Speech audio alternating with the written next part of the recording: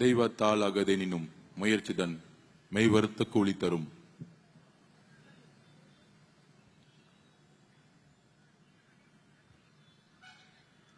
தமிழக வெற்றி கழகத்தினுடைய சகோதர சகோதரிகளே, நண்பர்களே, தொகுதி இருக்கக்கூடிய என்னுடைய அம்மாக்கள், தங்கைகள், அண்ணன்கள், அப்பாக்கள், நண்பர்கள் எல்லோருக்கும் என்னுடைய வணக்கத்தை தெரிவித்து,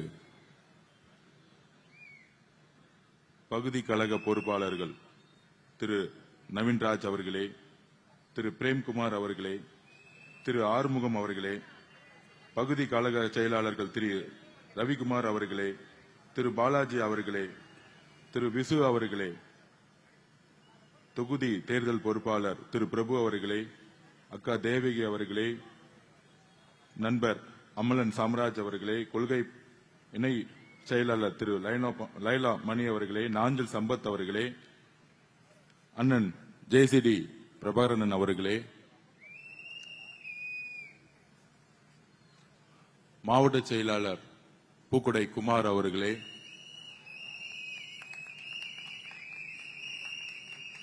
எழும்பூர் தொகுதியின் வெற்றி வேட்பாளர் என்னுடைய சகோதரர் அவர்களே, எல்லோருக்கும் என்னுடைய வணக்கத்தை தெரிவித்து, இந்த வில்லிவாக்கம் தொகுதியின் என்னுடைய முதல் உரை, என்னுடைய அறிமுக உரை, ஆனால் என்னுடைய வாழ்நாள் முழுவதும் இங்கு இருக்கக்கூடிய என்னுடைய அன்பான உரை இந்த தொகுதி மக்களுக்கு. நான் இங்கு தொகுதியின் வேட்பாளராக வரவில்லை. இங்க இருக்கக்கூடிய ஒவ்வொரு குடும்பத்தின் உறுப்பினராகவும், ஒரு நல்ல மகனாகவும், ஒரு நல்ல தம்பியாகவும், ஒரு நல்ல அண்ணனாகவும், உங்களுடைய பாசத்துடன் ஒவ்வொரு வீட்டிலும் எப்படி தலைவர் ஒவ்வொரு வீட்டிலும் நுழைந்த பிறகு இன்றைக்கு இந்த கட்சியை உருவாக்கினாரோ, அந்த மாதிரி இந்த தொகுதியில ஒவ்வொரு குடும்பத்திலும் ஒரு உறுப்பினராகவே நான் இங்கு இருக்க வந்திருக்கிறேன். இது வெறும் தேர்தல் வெற்றிக்காக நான் இங்கே நிற்கவில்லை. ஒரு உணர்வால், உண்மையான அன்புடன் இந்த தொகுதியுடன் என்னுடைய பயணத்தை நான் என் வாழ்நாளில் தொடங்குகிறேன். இந்த பயணம் என்னுடைய உயிருள்ளவரை இருக்கும். என்னுடைய உயிருள்ளவரை இருக்கும்.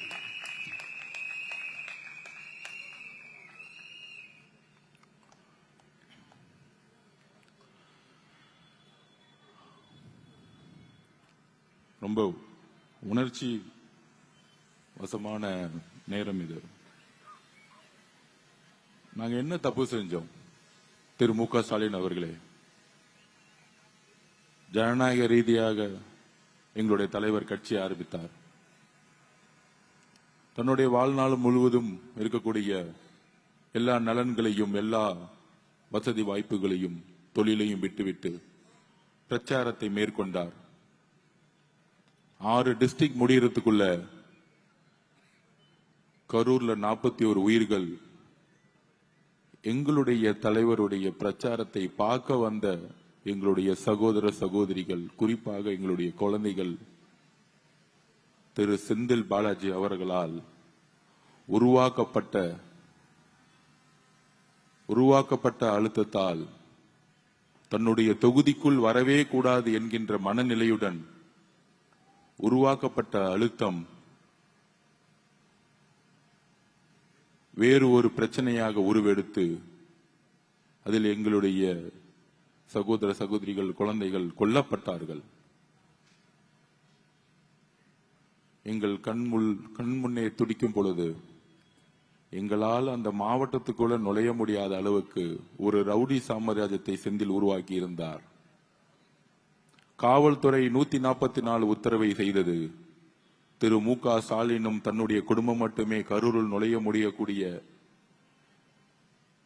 ஒரு அரசியலை, மனித தன்மையற்ற அரசியலை திரு மு.க. ஸ்டாலின் அவர்கள் அன்றைய இரவு உருவாக்கினார். தமிழகம் முழுவதும் எவ்வளவோ இழப்புகள் ஏற்பட்ட பொழுது, கள்ளக்குறிச்சியில் 70க்கும் மேற்பட்ட மக்கள் செத்த பொழுது செல்லாத முதலமைச்சர் நடு இரவில் 2 மணிக்கு செல்லும் பொழுது இது திட்டமிட்ட கொலை என்பதை இந்த தமிழக மக்கள் உணர்ந்தார்கள். உயர்நீதிமன்றத்தில் போலியா ஒரு கேஸ் மகேஷ் பொய்யாமொழியால போடப்பட்டு அந்த கேஸ் எஸ்ஓபிக்கு பதிலாக எஸ்ஐடியை போட்டு திரு மு.க. முதலமைச்சர் ஸ்டாலின் அவருடைய காவல்துறை மூலமாக எங்களுடைய தலைவரையும் என்னையும் பொதுச் செயலாளரையும் கைது செய்ய முற்படும் பொழுது உச்ச நீதிமன்றம் உங்களுடைய முகத்திரையை கிழித்தெறிந்தது. அன்றையிலிருந்து எங்களுடைய போராட்டம். ஆதவர்ஜுனான் ஏன் கோவப்படுகிறார் என்கின்ற ஒரு கேள்வி இருக்கும். அடி வாங்கி கொண்டிருப்பவர்கள் நாங்களும் எங்களுடைய மக்களும். நீங்கள் உங்களுடைய அதிகாரத்தையும் உங்களுடைய காவல்துறையும் உங்களுடைய நிர்வாகத்தையும் திரைமறைவில் நீங்கள் நின்று எங்களுடைய பெயரை உச்சரிக்காமல் நீங்கள் அரசியல் செய்யலாம். ஆனால் உங்களுடைய சிரிப்பான முகத்தின் பின்பு எவ்வளவு கொடூரமான முகம் இருப்பது எனக்கு தெரியும். அதுதான் கரூர்.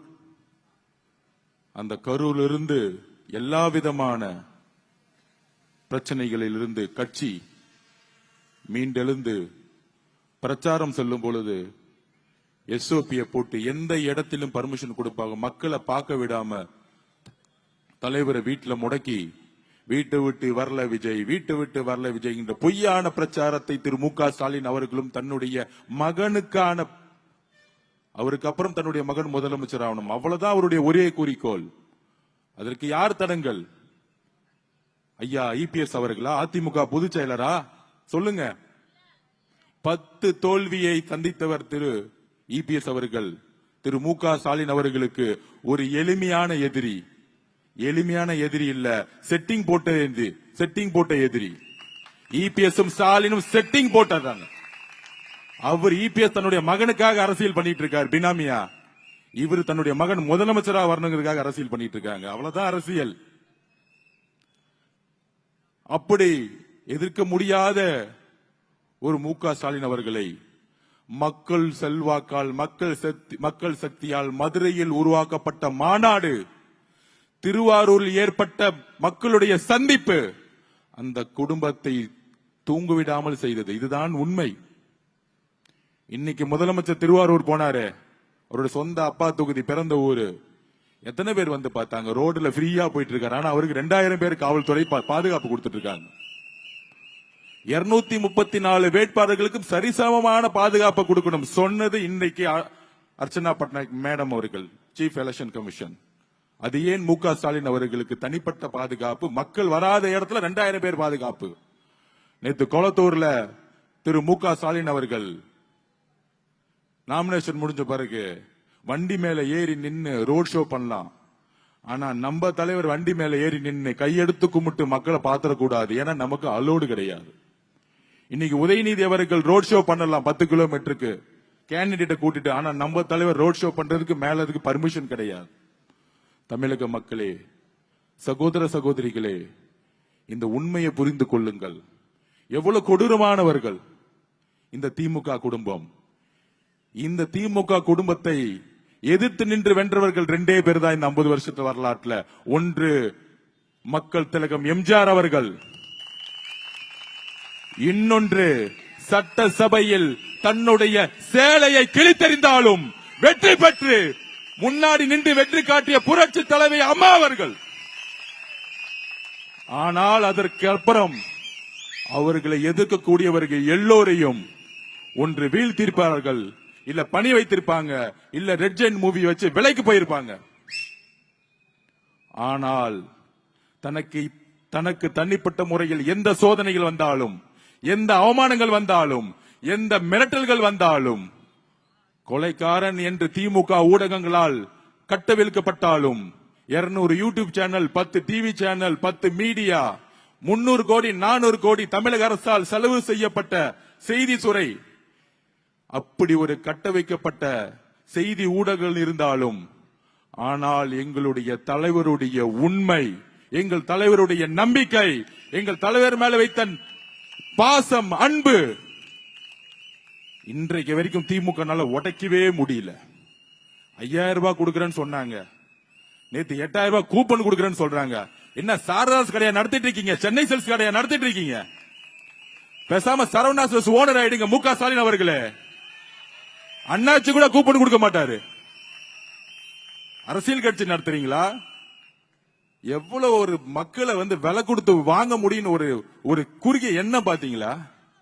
தீபாவளிக்கு ஆஃபர் கொடுக்கிற மாதிரி கூப்பன் கொடுக்கறாங்களாம். இந்த திருட்டு திமுக கூப்பன் கொடுப்பாங்க, அந்த கூப்பன் புடிக்கிட்டு போயிடுவாங்க, வந்தவன புடிக்கிட்டு போயிடுவாங்க. அங்க இருக்கிற மாவட்ட செயலரை புடிங்கிட்டு போயிடுவான், மக்கள் கையில போகும்போது புடிங்கிட்டு போயிடுவான். அதுக்குதான் கூப்பன் கொடுக்கறாங்க. மக்களுக்கு தெரியும், பெண்களுக்கு தெரியும் திமுக சூழ்ச்சி. இனி ஒரு முறை ஜெயிச்சால் தமிழகத்தில் எந்த பெண்ணும் ரோட்ல நடமாட முடியாது.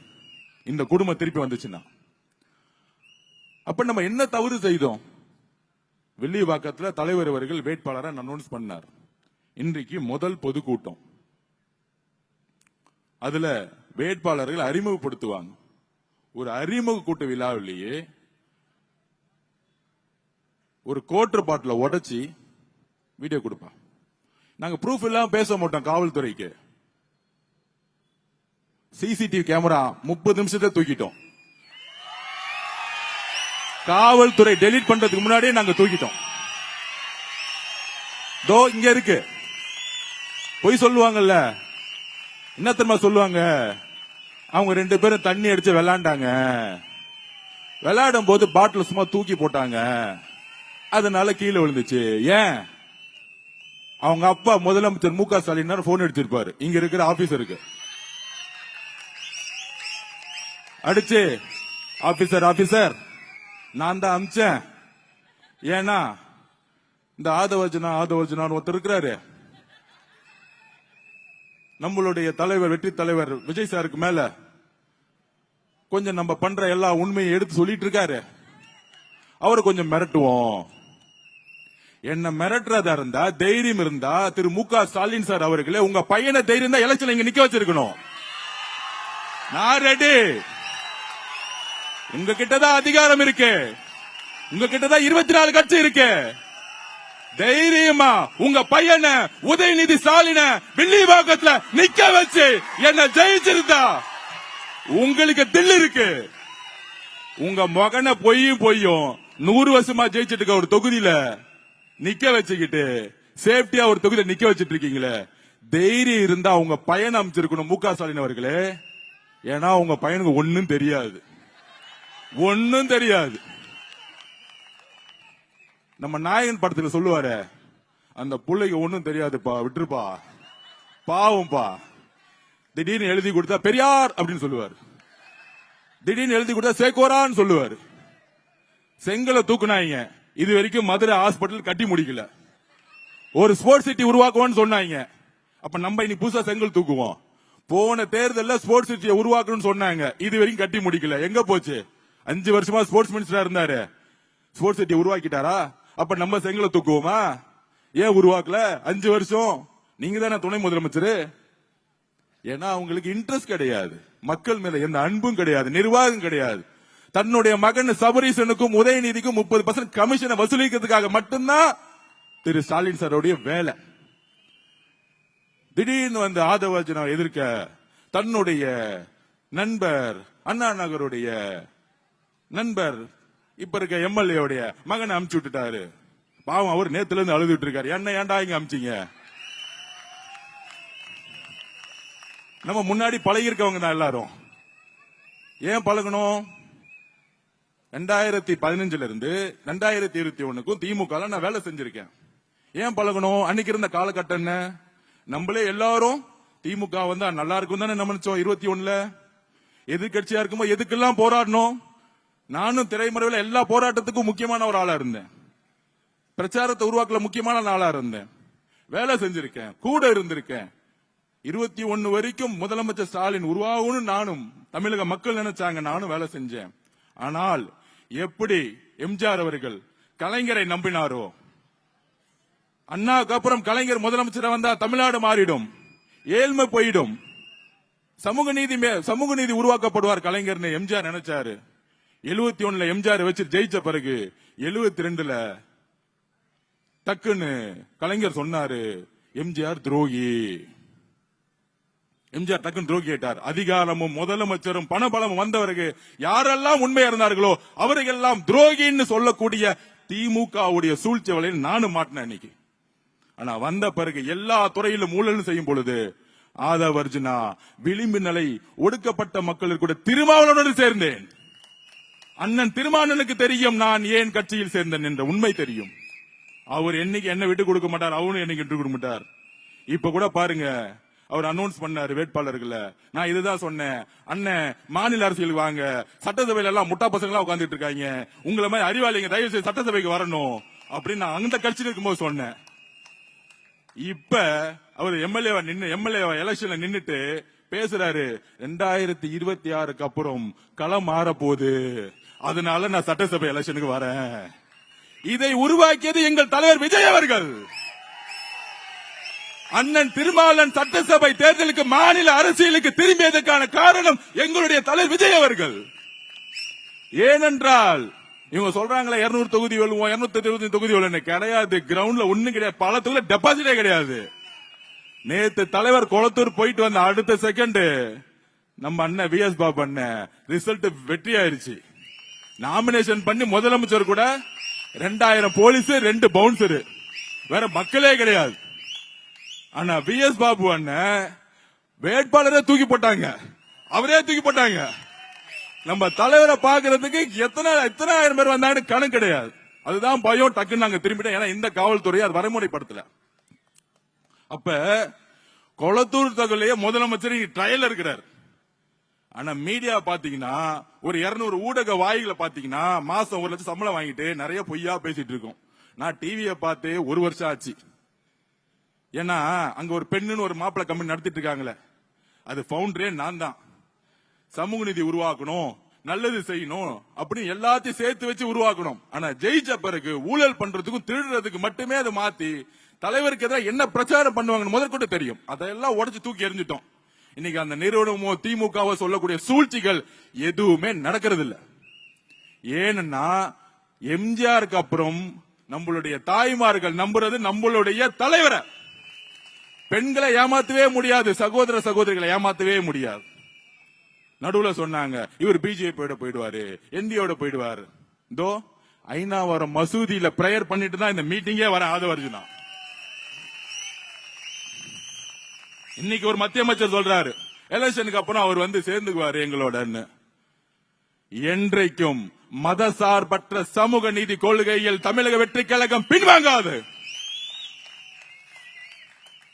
எங்களை நீங்க மிரட்டலாம், பயமுறுத்தலாம், இந்த பாட்டில தூக்கி போட்ட மாதிரி வன்முறையில் அடிச்சு எங்களுக்கு காயத்தை ஏற்படுத்தலாம், எங்களுடைய எலும்புகளை உடைக்கலாம். ஏன் எங்களுடைய உயிரே போனாலும் எங்களுடைய கொள்கையிலையும் எங்களுடைய உறுதியிலையும் எப்பொழுதும் நாங்கள் பின்வாங்க மாட்டோம். அதுதான் தமிழக வெற்றி கழகம். அப்படி சூழ்ச்சி வலைய உருவாக்கிட்டு அப்படி ஒரு கேண்டிடேட் இங்க அமிச்சிட்டு அவர் போட்டதுன்னு அழுதுகிட்டு இருக்காரு. ஆனா அப்பையும் முக ஸ்டாலினுடைய குடும்பத்துக்கு இங்க ஏதாவது பயப்படுத்தணும். அந்த ஒரு 2 பேர் அடிச்சு எப்பொழுது என்னுடைய சகோதரியுடைய இந்த ஷோல்டர்ல கிளாஸ் விழுந்துச்சோ அன்னைக்கு முடிவு பண்ணிட்டேன், 234 தொகுதியிலும் இந்த முக ஸ்டாலின் சார் குடும்பம் தோக்குற வரைக்கும் எங்களுடைய பணி நாங்க தூங்க கூட மாட்டோங்கிறத நாங்க இங்க உறுதியா இருக்கிறோம். என்ன ஒரு அநியாயம், நாங்க என்ன தவறு செய்தோம்? காவல்துறை இப்பொழுது அந்த 2 பேரை ரிமாண்ட் செஞ்சதா இப்பதான் சொன்னாங்க, கைது செய்யப்பட்டுட்டாங்க. ஆனால் எஃப்ஐஆர்ல இது வன்முறைக்காக உருவாக்கப்பட்டதுன்னு எழுதி இருக்கணும். இதுக்கு பின்னாடி யாரு அமிச்சாங்களோ அவங்கள உடனடியா கைது செய்யணும். யாரு மூளை நீங்க உடனடியா விசாரிக்கணும். அப்படி இல்லை என்றால் நாளைக்கே நாங்க உண்ணாவிரத்தில் இறங்குவோம். இந்த பொய்யான எஃப்ஐஆர் போடக்கூடாது. தயவு செய்து பழைய ஆட்சியாளர்களுடைய முக ஸ்டாலின் அவர்களுடைய பேச்சை தயவு செஞ்சு காவல்துறை கேட்காதீங்க. இங்க இருக்கக்கூடிய 500க்கு மேற்பட்ட பெண்களும் சகோதர சகோதரிகள் உட்கார்ந்துட்டு இருக்காங்க. அந்த இடத்துல பாட்டில உடைச்சு தூக்கி எறிறாங்கன்னா யாராச்சும் குடிச்சிட்டு பாட்டில உடைச்சு விளையாடுவாங்களா? இந்த மாதிரி பொய்யான காரணம் காவல்துறை சொல்லக்கூடாதுங்கிறத நாங்க பதிவு பண்றோம். சோ அந்த அளவிற்கு திரு முக ஸ்டாலின் அவர்கள் இந்த தொகுதி மேல ஒரு பயம் வந்துச்சுன்னா தைரியமா தன்னுடைய மகன் உதயநிதி ஸ்டாலின் அனுப்ப தைரியம் இல்ல. யாரோ ஒரு பலியாடு கிடைக்கணும்ல, அப்படி கிடைச்சவர் தான் ஒரு பலி ஆடை போட்டு அனுப்பிச்சிருக்காங்க இங்க பேக் பண்ணி. அந்த பலி ஆடுக்கு மூட்டை காசு இருக்கு, அவ்வளவுதான். வந்து என்ன பண்ணும், ஆளுக்கு 2000 ரூபாய் கொடுத்து ஜெயிக்க முடியுமான்னு பாக்கும். மக்களுக்கு பேர் கூட என்னன்னே தெரியாது. அதனால நம்மளுடைய வெற்றி இங்கு நம்மளுடைய சகோதர சகோதரிகளால் உருவாக்கப்படும். இன்றைக்கு உடைத்த இந்த பாட்டில்கள், இந்த அராஜகங்கள், இந்த வன்முறைகளே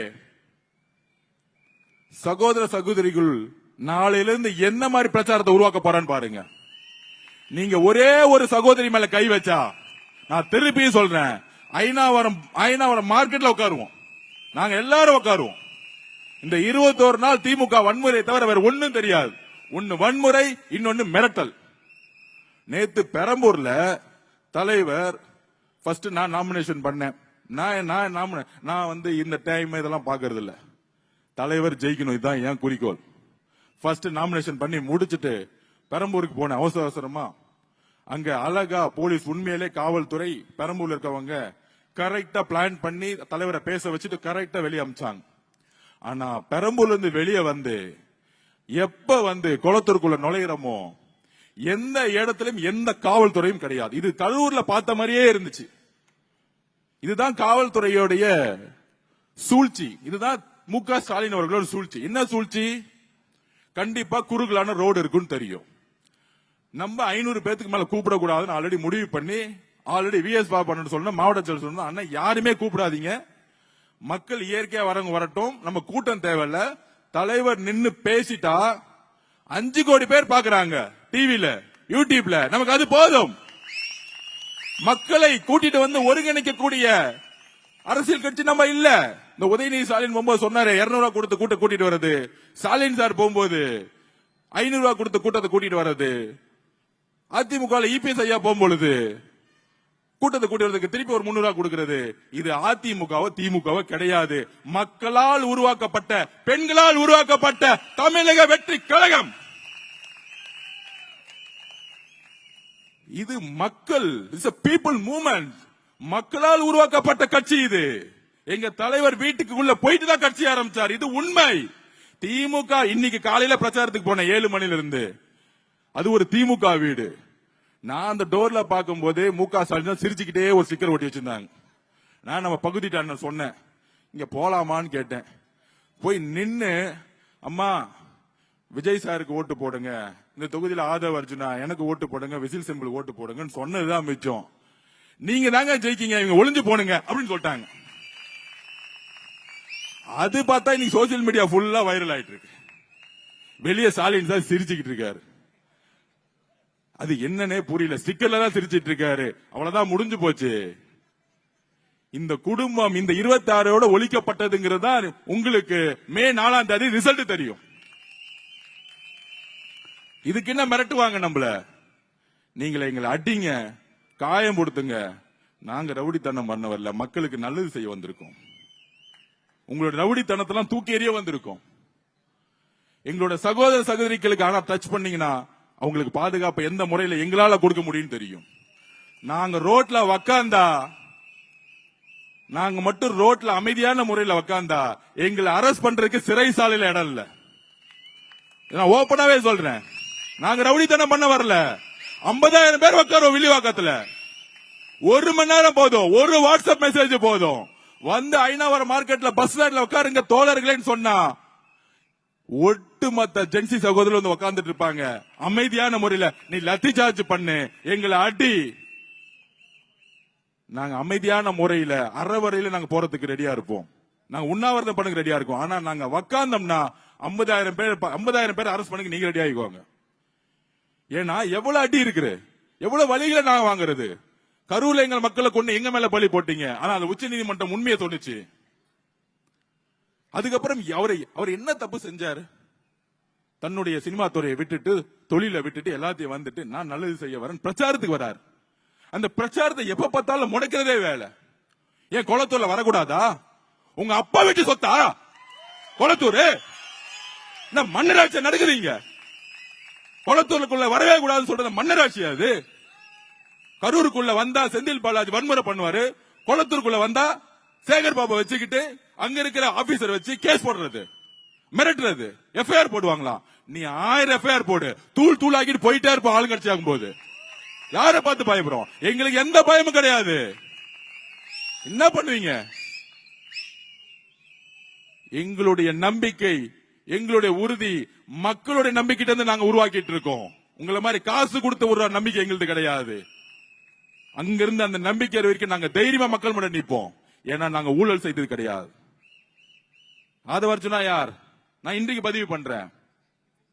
5 வயதில் என்னுடைய குடும்பம் ஒரு காவல்துறை குடும்பம். என்னுடைய தாத்தா ஒரு போலீஸ் ஆபீசர்.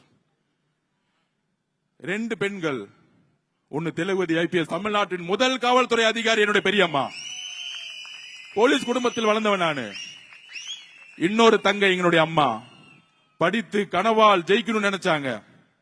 ஆனா என்னுடைய பாட்டி, எங்களுடைய அம்மாவுடைய அம்மா, இல்ல ஒரே காஸ்ட்ல நீ மேரேஜ் பண்ணு, போய் கல்யாணம் பண்ணு அப்படின்னு சொல்லும் போது அவங்களுடைய கனவுகளை தூக்கி எறிந்து கல்யாணம் பண்ணி வச்சாங்க. போன இடத்துல வறுமை, கடன், பொருளாதார சூழ்நிலை, என் கண் முன்னாடியே தற்கொலையில இருந்தாங்க. என் கண் முன்னாடி 5 வயதில் என்னுடைய தாயோடைய சாவை பார்த்தவன் நான். 5 வயதில் இருந்து பார்த்தவன் நான். அங்கிருந்து உருவாக்கப்பட்ட தனிமை. 13 வயதில் என்னுடைய ஆசிரியர் என்னுடைய நூலகத்தில் உட்கார வச்சார். என்னுடைய கோபங்கள், சமூகத்தில் மேற்பட்ட கோபங்களை மாற்றினார். படிச்சுக்கிட்டே இருப்பேன். அப்பொழுதுதான் அம்பேத்கரை படிச்சேன். ஏன் சாதியை ஒழிக்க வேண்டும்? சாதியினால் என்னுடைய அம்மா தற்கொலை செய்யப்பட்டார். அப்பொழுதுதான் அம்பேத்கரை உள்வாங்கினேன், பெரியாரை உள்வாங்கினேன். எப்பொழுது? என்னுடைய 14 வயதில். 15 வயதில் நான் படித்தது இன்ஜினியரிங் அல்ல, ஸ்போர்ட்ஸ் கோட்டால என்னுடைய சொந்த முயற்சியில் மேடம் ஜெயலலிதா அவர்கள் உருவாக்கப்பட்ட சிஎம் சீஃப் மினிஸ்டர் ஸ்காலர்ஷிப்ல தமிழ்நாட்டில் 3 பேர்ல ஒரு ஆளா சென்னையோட ஸ்போர்ட்ஸ் ஹாஸ்டல்ல எனக்கான கல்வியை நானே உருவாக்கியவன். நான் ஏழைதான், ஆனால் வேலை தெரிந்தவன். பொலிட்டிக்கல் சயின்ஸ் 15 வயசுல படிச்சேன். பல்வேறு துறைகளை வேலை செஞ்சேன். எனக்கு வறுமைதான். எனக்கு திருமணம் நடந்தது, காதல் திருமணம். காதல் திருமணம் ஏழை பணக்காரன் என்று பார்த்து வருவது கிடையாது. ஆனால் நான் ஏழையாக இருந்ததால் அந்த திருமணமும் இன்றைக்கு வரைக்கும் விமர்சனம் செய்யப்படுகிறது. ஒரு ஏழை பணக்காரன் ஆகக்கூடாது என்கின்ற சமூகம் சொல்லுகிறது. அரசியலுக்கு வந்து திமுக குடும்பம் மாதிரி கொள்ளை அடிச்சு நான் இந்த இடத்துக்கு வரல. அப்ப கல்யாணம் செய்த பிறகு என்னுடைய பொருளாதாரத்தை நான் உருவாக்க வேண்டும். அப்பொழுது குடும்ப உறுப்பினர்கள் மூலம் ஒரு பேங்கை உருவாக்கின, மைக்ரோ பைனான்ஸ். 7 வருஷம் கடுமையாக உழைத்தேன். 100 ரூபாயிலிருந்து 3000 கோடி கம்பெனியா மாத்தினேன். அதுக்கு என்னுடைய குடும்பம் பொருளாதாரத்தில் ரீதியா எனக்கு சப்போர்ட் தந்துச்சு. ஆனால் அரசியல் வரும்பொழுது அந்த நிறுவனத்தை தூக்கி எறிந்து அதில் விற்ற ஒரு முதலீடை வைத்து வெளியே வந்து அரசியல் தான் என்னுடைய வாழ்க்கை என்பதை வெளியெடுத்து வந்தேன். இது பொதுத்தளத்தில் சொல்றேன். இனிமேற்றும் ஆதவர்ஜுனாக்கு தொழில் கிடையாது, எந்த தொழில் குறிக்கோளும் கிடையாது.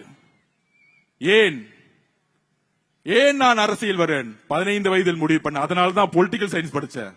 உங்களுடைய உதயநிதி பொலிட்டிக்கல் சயின்ஸ் படிச்சாரா? இல்ல முக ஸ்டாலின் சார் பொலிட்டிக்கல் சயின்ஸ் படிச்சாரா?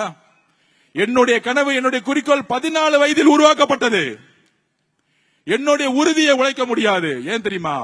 எங்க அம்மா சாவும் போது கையை பிடிச்சிட்டு சொன்னாங்க, எங்க அக்கா தைரியமா முடிவு பண்ணுச்சு, தமிழ்நாட்டோடைய ஃபர்ஸ்ட் போலீஸ் ஐபிஎஸ் ஆபீசர் ஆயிட்டாங்க. அந்த டைம்ல வெள்ளூர்ல அவங்க தான் டிஎஸ்பியா இருந்தாங்க.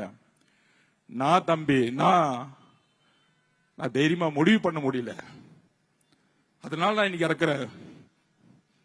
ஒண்ணு உறுதி கொடு, காலம் முழுவதும் உண்மையாகவும் தைரியமாக வாழு, எதற்காக போராடு, யாரை பார்த்தும் பயப்படாத. சொன்னது எங்க அம்மா. எங்க அம்மாவோட கடைசி வாக்கியம், கடைசி வாக்குறுதி. ஒவ்வொரு செயலை செய்யும் பொழுது நான் எங்க அம்மாவுடைய கடைசி மரண வாக்குமூலத்தை நினைத்தே வாழ்ந்து கொண்டிருக்கிறேன். என்னுடைய வாழ்க்கை, என்னுடைய மனைவி, என்னுடைய தங்கை, என்னுடைய 8 வயது குழந்தை, அவ்வளவுதான். அதற்கு மேல பெரிய வாழ்க்கை கிடையாது. ஆனால் 15 வயதில் உருவாக்கப்பட்ட வாழ்க்கை என்னுடைய அம்மாவுடைய இறப்பிலிருந்து உருவானது. ஒரு ஏழை தாய் இந்த சமூகத்தில் ஏன் தற்கொலை செய்தார்கள்? அந்த கேள்வி என்னுடைய 6 வயதிலிருந்து உருவாக்கப்பட்டது. அந்த 6 வயதிலிருந்து உருவான நான் இன்று உங்கள் முன்னால் ஒரு அரசியல்வாதியாக உறுதியாக நிற்கிறேனா? இந்த சமூகத்தில் மாற்றத்தை உருவாக்க வேண்டும். என்னுடைய தாய் மாதிரி ஒருத்தர் தற்கொலை பண்ணிக்க கூடாது. இங்க இருக்கக்கூடிய அதிகாரங்கள் மக்களுக்காக உருவாக்கப்பட வேண்டும். இங்க கூட அரசியல் மக்களுக்காக உருவாக்கப்பட வேண்டும். இங்க கூட அரசியல் ஏழைகளுக்காக உருவாக்கப்பட வேண்டும். நான் ஒரு ஏழையாக இருந்தேன். ஆனால் நான் உருவாக்கிய பணம் இது வரைக்கும் என் மேல எந்த கேஸும் கிடையாது, இன்றைக்கு வரைக்கும். சகோதர தலைவர்களே, என்னை உங்க குடும்பத்தில் ஒரு உறுப்பினராக சேர்த்துக் கொள்ளுங்கள். ஆதவர்ஜனா சாதிக்கு அப்பாற்பட்டவன், ஆதவர்ஜனா மதத்திற்கு அப்பாற்பட்டவன், ஒரு ஏழை விவசாய தாயுடைய தற்கொலையிலிருந்து பிறந்து வளர்ந்தவன். எனக்கு என்ன வசதி வாய்ப்புகள் கிடைத்தாலும் 2 துறைதான். ஒன்று அரசியல் பயணிவது, இன்னொன்று விளையாட்டுத்துறை. எனக்கு சாப்பாட்டு கொடுத்தது விளையாட்டுத்துறை. சென்னைக்கு வரும்பொழுது எனக்கு வீடு கிடையாது. சென்னைக்கு வரும்போது 3 வேளை சாப்பாடு கிடையாது. இந்த தமிழக அரசு என்னை தத்தெடுத்தது. அதனால்தான் அரசியல் நுழைந்தேன். விளையாட்டுத்துறை மூலமா தான் எனக்கு ஷூ கிடைச்சிச்சு. 300 ரூபாய் கொடுத்த ஷூ வாங்க முடியாததான் ஆதவர்ஜனா.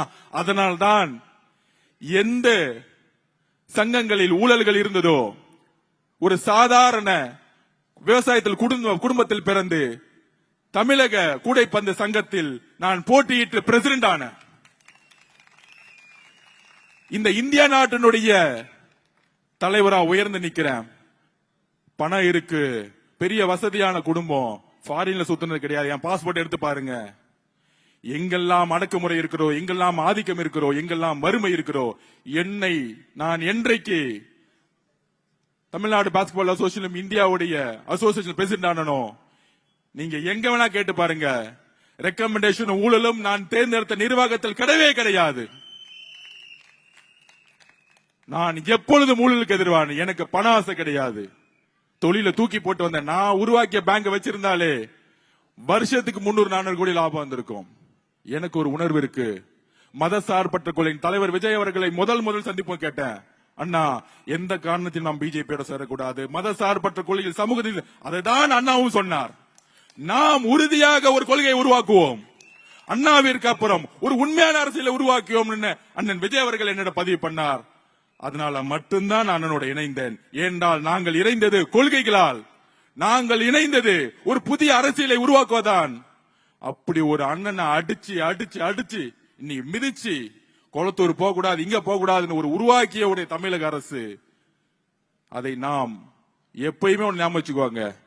இயற்கையும் நேரமும் யாரெல்லாம் வந்து அழுத்துறாங்களோ அதே அழுத்தத்தோட அதே ஸ்பீட்ல வெளியே வருவாங்க.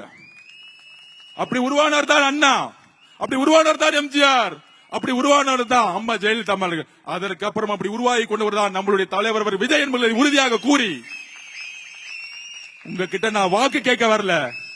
இங்க இருக்க ஒவ்வொரு வீடும் சத்யா நகர் மாதிரி இடிக்க கூடாதுங்கிறதுக்காக நான் நிக்கிறேன். நம்ம வியாபாரிகள் சங்கத்தை கடையில இடிச்சாங்க, அதை நிக்க கூடாது நிக்கிறேன்.